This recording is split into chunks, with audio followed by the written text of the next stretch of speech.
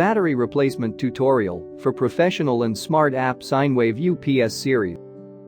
Important notice. Before battery replacement, please read the safety precautions that can be found in the user's manual, quick start guide, and or other related documents. To start, fully push the buttons at both sides of the front panel to the top to remove the front panel.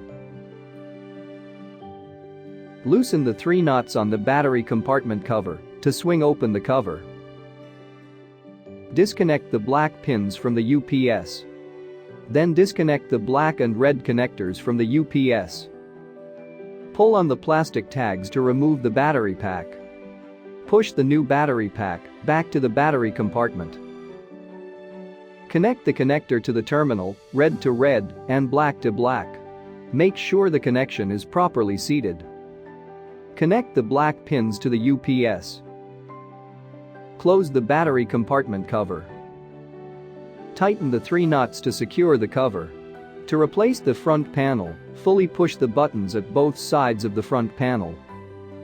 Insert the panel's latches onto the slots to secure. To complete the battery replacement, you may run the battery test by using the LCD panel. This video will demonstrate by using the buttons on the LCD panel to configure the UPS settings. To perform the battery test via the LCD panel, press the menu button during line mode to enter the setup menu.